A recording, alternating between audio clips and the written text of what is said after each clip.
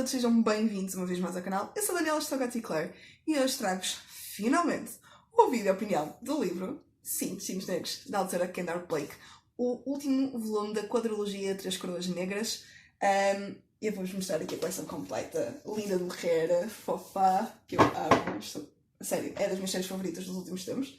Ora, aqui está a série. É mais fácil assim? Não, vocês assim não conseguem ler nada, né? Pois não. Pronto, isto supostamente seria assim. E não se consegue ver nada por causa do brilho. Ok, pronto. É isto. Realmente não se consegue ler nada. Estou com a ring light aqui e pronto. Tem que ser porque de noite há pouca luminosidade e não tem hipótese. Será que se eu desligar isto vai ser melhor? Não. Vamos manter a luz ligada. Porque não há grande luz cá em casa. Ora bem. Posso-vos dizer que demorei precisamente 2 meses para terminar a leitura deste livro. Mostrar-vos também que, sim, sai, ok? Sai. Foi o único livro, se não me engano. Não. O Três Coroas Negras também está um bocadinho a desaparecer o brilho das letras. Mas de resto, os outros dois, isso não aconteceu. Nesta, eu acho que deve ser por estar sobre preto que desaparece mais facilmente. Eu penso que sim, porque este que está em branco não desapareceu minimamente. Mas pronto. Em relação a este, olhem, é o que é, desapareceu. Praticamente o 5 quase que desaparece. Mas pronto. Eu demorei exatamente 2 meses a ler este livro. Não por não ser bom, ok? Não foi esse o motivo. Mas por 2 motivos principais. De certa forma, 2 polos opostos. O primeiro está relacionado com a faculdade. Eu comecei a ler no dia 12 de dezembro e terminei ontem, dia 12 de fevereiro. Já terminei de madrugada. Nessa fase de dezembro eu estava a finalizar o semestre. O semestre acabava essa semana quando eu comecei a ler o livro. E depois tinha até ao final do mês que acabar trabalhos. Eu tinha que fazer essas coisas. Eu nessa semana, por exemplo, tive testes, tive entregas de trabalhos, tive apresentações. Até o final do mês tive que entregar trabalhos, tive que começar a estudar para os exames. Eu tinha exames praticamente no início do mês de janeiro, então era muita coisa, muita coisa. E eu tinha que fazer, por exemplo, comentários. Tinha carradas de coisas para fazer. E a verdade é que tudo isso fez com que eu fosse não atrasando a leitura, mas lendo muito devagar. Eu estava a ler muito devagar o início do livro, as primeiras 100 páginas lias muito devagar mesmo. Apesar de estar a gostar muito, porque é uma série que eu adoro.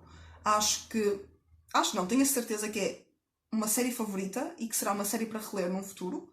Sem dúvida alguma, para mim é das melhores coisas que eu li nos últimos tempos a nível neste novo estilo de fantasia, porque eu acho que isto é um novo estilo de fantasia. É uma fantasia mais medieval, mais ligada com construção de mundos novos, de mistura da parte medieval, das rainhas, da ligação com as... como é que eu ia dizer? Deu uma branca agora, não, graças. A ligação com o ar, a terra, etc. Por causa dos naturalistas, dos iluminadores, dos oráculo, etc. Todos os dons possíveis ligados aos dons de terra, do planeta, etc. E depois esta faceta da magia, tudo isso que está envolvido neste mundo realmente faz com que seja uma série favoritada. Eu estou a falar à moda brasileira, não sei porquê. Bom, é uma das minhas séries favoritas, mas não interessa. Passa na frente. Eu estou aqui ai, meu Deus do céu. Outro motivo que me levou a não conseguir terminar mais cedo a leitura deste livro foi uma ressaca literária gigante, que depois, infelizmente, se juntou o Covid e a falta de vontade de pegar num livro para ler. Então, tudo isso junto, faculdade, que foi praticamente até o final do mês de janeiro, a nível de exames, essas coisas todas. A ressaca literária, o Covid, tudo junto fez com que eu literalmente não conseguisse terminar o livro antes. Entretanto, comecei a melhorar, felizmente, apesar de não estou 100%, mas comecei a melhorar e voltaram esta vontade de ler, de me agarrar aos livros, voltou. E terminei em 2 dias o livro. As 200 páginas que faltavam, terminei-as em 2 dias. E foi tão bom. A sério. Muito, muito bom. A realidade é que eu não posso falar muito da história, mas vou fazer aqui um parênteses entre a parte inicial do vídeo e esta segunda parte. Quem ainda não leu nem sequer o primeiro volume, não vejam a partir daqui. Saltem, depois eu deixo-vos aqui escrito até que minuto é que podem saltar, porque vou ter que vos falar um bocadinho sobre aquilo que aparece, que temos aqui neste livrinho, e poderá ser um spoiler consoante daquilo que está para trás. Por isso, ou então, se leram o primeiro e o segundo livro, vão ver os vídeos do primeiro e do segundo livro, por exemplo. Ou se já leram os anteriores, pronto, então aí ainda não leram este, saltem na mesma, porque senão vai ser um spoiler e não é verdade. Mas pronto. Então, passando agora para a fase mini spoiler, que eu vou tentar não dar pontos essenciais do livro, vou tentar, mas é sempre difícil. Ora bem, nós neste livro temos a luta final entre as rainhas e as 4 rainhas. E eu aqui, quando falo de 4 rainhas, são literalmente 4 rainhas. Para além da Arsinoe, da Mirabella e da Catherine, temos a rainha da Legião. Ou seja, estas 4 rainhas têm obrigatoriamente quase que lutar entre elas. A batalha final, a guerra final, tem de acontecer. O futuro de Fanbird tem que ser decidido. A Catherine tem, de certa forma, que ser salva daquilo que o futuro lhe reserva, que não é bom. A vida dos cidadãos da ilha tem que ser colocada em ordem de novo. E neste livro aquilo que vemos é o regresso da Mirabella e da Arsinoe a Fanbird, depois de terem fugido para o continente com o Billy. Vemos então o regresso delas à ilha, que, se não me engano, elas regressam no final do terceiro volume, do Dois Reinos Negros. Vemos igualmente a luta da Arsinoe e da Mirabella junto da Jules para tentarem perceber o que se passa em Volroy, a capital da ilha e a capital do reinado da Catherine. Tentam perceber o que é que se passa e tomam a decisão de ir contra a Rainha Coroada para voltarem a dar liberdade ao povo e libertarem-nos das mãos dos envenenadores. É muito estranho, porque nós desde o início temos aquela noção de que o futuro da ilha está sendo destinado a uma das trigêmeas, a uma das rainhas. O próprio método utilizado na ilha para decidir qual das rainhas é que há de subir ao trono é de certa forma desviado daquilo que a deusa deles queria. Não era aquilo que ela queria, tanto que, por não ser o que ela queria, é criada uma névoa que vai tentar impedir a Catherine e as rainhas mortas de fazerem aquilo que elas querem. Por isso há uma própria rebelião, não só por parte dos habitantes, dos cidadãos de Fanbird e das outras 3 rainhas, mas também da própria névoa, daquela névoa que protege a ilha. Há uma rebelião por parte desta contra o reinado da Rainha Coroada. E então nós neste livro vamos ver todo esse percurso, vamos perceber a evolução, uma grande evolução na minha perspectiva. Acho que é talvez o livro no qual vemos as personagens principais a terem um crescimento muito maior, apesar de que nos outros livros vamos vendo mudanças comportamentais, mudanças a nível do foro psicológico nas personagens. Neste livro é capaz de ser aquele onde essas diferenças são mais evidentes. tanto a nível da Arsinoe e da Mirabelle. Eu acho que elas as duas são as que têm a grande mudança. Mas depois temos duas personagens que vão surpreender ao longo... Duas personagens que vão surpreender ao longo de todo o livro. Dois polos opostos. Por um lado temos a Jules, que se vai mostrar mais à vontade com o dom da guerra. E por outro lado temos uma Catherine completamente diferente daquilo que encontramos no primeiro e no segundo livro. No segundo também. Mas são grandes mudanças a nível de personalidade nas personagens, o que também faz com que seja ainda mais interessante a leitura. Conseguimos perceber a forma como estas personagens evoluíram, a forma como elas começam a tomar decisões que irão influenciar não só a vida delas, mas também a vida de todos os que estão à volta delas, e isso é bastante importante. Então temos esta visão generalizada. E depois, lá está, temos esta batalha final que é bastante surpreendente. E pronto, e não digo mais nada. Porque não posso dizer mais nada. É assim, se eu vos tiver que ler aqui a sinopse...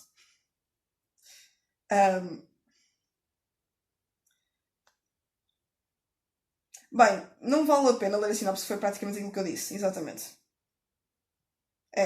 Aquilo que eu vos disse é aquilo que está na sinopse. Estava agora a dar uma vista a ver se era realmente isso ou não.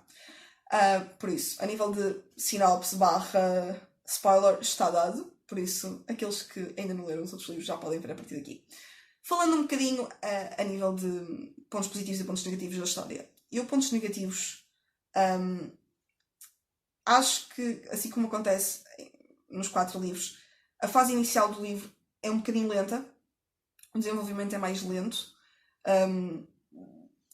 Dá-nos a sensação, eu pelo menos tive essa sensação nos 4 livros, que vai crescendo, que há um crescendo na história. Com o passar dos capítulos e com o passar das páginas, a intensidade da história vai aumentando cada vez mais. Começa com as primeiras 50, 60 páginas. Se calhar até achei um bocadinho exagerado, mas se calhar... É assim, este livro tem 360 páginas. É capaz de ser as primeiras 60 páginas, talvez. Assim, aquele princípio. Antes de chegar às 100, é mais lento. Não há tantos momentos de ação. É um percurso mais linear. Mas depois, a aproximar-se das 100 páginas, a intensidade da obra começa a aumentar. O mistério aumenta, a intriga aumenta. É ligado, o interruptor de surpresa é ligado ali num certo momento entre a página 100 e 150. Começamos a surpreender-nos cada vez mais com o avançar da história, com o desenvolvimento da história, e isso é bastante interessante de encontrar neste livro. Acho que em todos os livros isso aconteceu. O elemento de surpresa é capaz de ser o aspecto mais importante em todos estes livros. Porque realmente, se nós estivermos à espera de logo desde o início o que é que vai acontecer, torna-se extremamente chata a leitura e chegamos a uma altura em que já não queremos acabar. Com estes livros isso não acontece. Temos sempre vontade de acabar e estamos sempre com aquela vontade de ler mais e mais e mais, porque há este elemento de surpresa, há este mistério, esta intriga constante ao longo de toda a obra, de não sabermos o que é que vai acontecer com os personagens, não percebermos o que é que lhes está a passar pela cabeça, o que é que elas querem, o que é que elas não querem. E a cada capítulo vai surgir algo novo, sei lá, uma alteração inesperada, um switch que não era para acontecer, alguma coisa diferente, e isso torna a história cada vez mais interessante. Um outro aspecto que eu acho que na escrita da Kendare Blake é muito importante é o detalhe. Muitos livros, detalhe excessivo ou descrição excessiva é chato, é excessivo e é só para encher chouriços. Pronto. Neste caso, eu acho que esse detalhe rigoroso, ela utiliza detalhes muito rigorosos em diferentes aspectos, tanto a nível das personagens, a forma como nós poderemos identificar os personagens ao longo dos 4 livros, por alguma coisa, algum pormenor específico. Por exemplo, há uma personagem aqui que aparece logo, se não me engano, desde o primeiro livro, que é... Eu tenho que procurar porque eu não sei de cor o nome. Porque são tantas personagens. Onde está?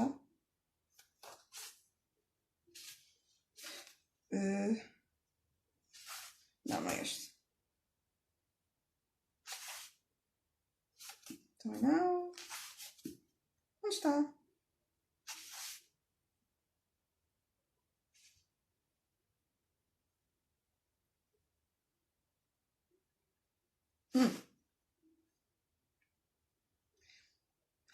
Ok. É o Luke. Exatamente.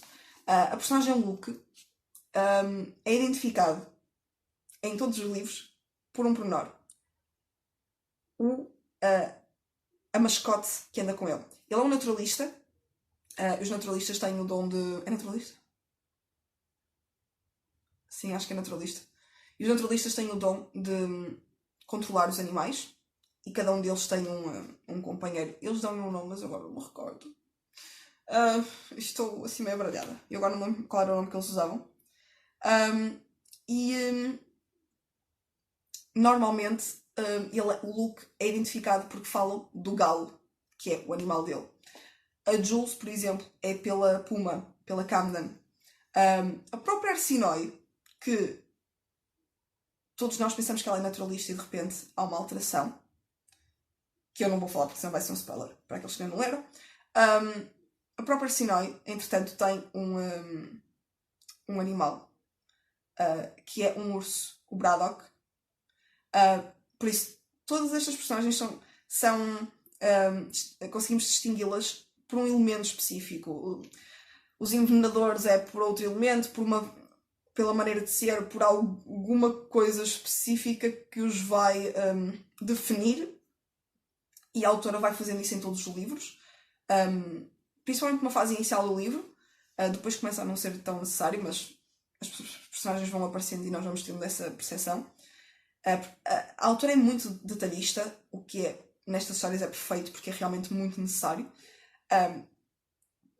Em todas as histórias, em todos os livros, tem momentos de luta, de guerra, de batalhas que estão muito bem escritos, muito bem construídos. Eu posso dizer com este livro aqui, nessa fase mais avançada, na fase final do livro, eu estava estressada, irritada com algumas personagens. Eu queria estrangular algumas. E depois, numa fase final, desatei a chorar. O que não me estranhou, porque aconteceu em praticamente todos os livros, não é verdade? E então não foi de estranhar, mas desatei a chorar, o que pronto, não é? Tinha que acontecer. Mas lá está, é uma surpresa, sem dúvida alguma, o que encontramos aqui. As emoções que este livro transmite, dá-nos vontade de rir, de chorar, de gritar com alguns personagens. Tem aqueles momentos fofos também, fofinhos, bonitinhos. Eu tenho que vos dizer, e vou fazê-lo, e se for spoiler peço desculpa, mas eu shippei um casal neste livro que eu nunca imaginei na minha vida shippar. Estou a falar de Arsinoe e Pieter Reinhard. Quem já leu os livros sabe de quem que eu estou a falar. Eu não acredito que eu shippei estes dois neste livro. Apesar de Arsinoe já ter uma paixão, mas eu shippei aqueles dois. São fofos, pá, não dá. Mas foi realmente uma excelente leitura. Foi uma surpresa. Não contava com o final de maneira alguma. Por isso é que eu me desatei a chorar, né? Porque não estava a contar com aquilo. Se eu daria outro final à história, por todo o desenvolvimento desde o primeiro livro, não. Não daria um final diferente. Ou então, colocaria um capítulo extra com um final alternativo. Ou seja, aquele seria o final que a autora quis dar, mas depois dos agradecimentos, colocaria aqui um capítulo extra com um final alternativo. Um bocadinho bastante diferente. E com um final para os personagens também diferente. Mas se eu tivesse que pensar no final em si, que eu daria a esta história por todo o desenvolvimento, desde a primeira página do primeiro livro, eu acabaria a quadrilogia assim. Sim, como a autora acabou, porque realmente é um grande final.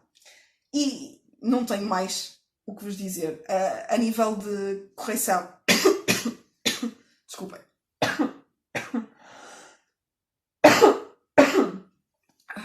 A nível de correção está perfeito, como sempre. Tem uma outra coisinha, uma outra palavra que às vezes falta. É normal, acontece. Numa revisão de um texto, podemos fazer a revisão 2, 3 vezes. Há sempre uma outra coisa que falha. Estamos a falar de 360 páginas. Pode acontecer, é perfeitamente normal e não é de estranhar, mas de uma forma geral está muito bem feito, está muito bem corrigido, a tradução está muito bem feita. Não houve discrepância. Eu não sei se a tradutora é a mesma. Ou o tradutor. Onde é que está a tradução? Não diz.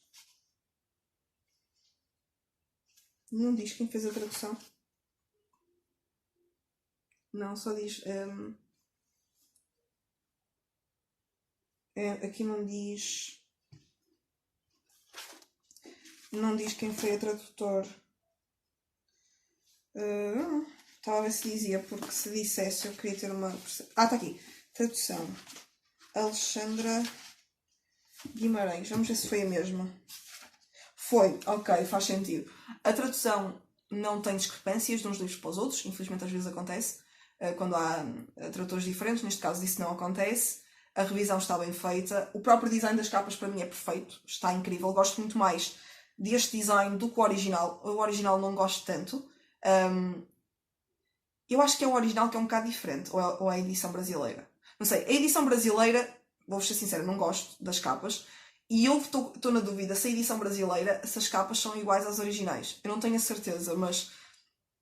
Este design de capa para mim está perfeito. Esta junção entre o preto e o branco, acho incrível e tem tudo a ver com a história, tudo está mesmo muito bem feito, muito bem composta. Composta. Está muito bem composta. Isto está mal. E pronto. E é realmente um grande livro, foi uma grande série. Ainda bem. Finalmente tenho mais uma série terminada. Toda contente, porque pronto, não é verdade. Eu sou uma desgraça com séries terminadas. Eu tenho poucas séries terminadas. Eu terminei Harry Potter. Agora, As Três Coroas Negras. Crepúsculo. E acho que é só. Acho que é só. Estou aqui a pensar. Lançamentos em português, por exemplo, tem os 3 primeiros livros do Dan Wells, daquela série do serial killer. Só há 3 publicados em Portugal, por isso eu sei que a história continua por ali à frente, mas para mim é uma trilogia, está terminada. Mas de resto, sou sincera, não tenho mais série nenhuma terminada. Estou aqui a olhar a ver se me lembro, mas não. Tenho, se não estou em erro, 3 séries terminadas. Acho que sim. O que é uma vergonha, porque de resto tenho tudo começado. Uma vergonha. Tenho tudo começado e não tenho terminadas. Incrível. Mas pronto. Fiquei muito, muito contente com esta leitura. Recomendo a todos. Eu dei 5 estrelas. Se não estou em erro, dei 5 estrelas a todos os livros. Porque realmente vale a pena e merecem esta pontuação. Porque é uma grande história. E pronto. Para quem é apaixonado por fantasia como eu, tinha que gostar disto, não é? É realmente uma obra-prima, no meu ponto de vista. Eu quero falar, não consigo. Por isso, pessoal, já sabem, se gostaram do vídeo, coloquem like, subscrevam o canal, carreguem no sino para receberem todas as notificações e vemo-nos no próximo vídeo da opinião.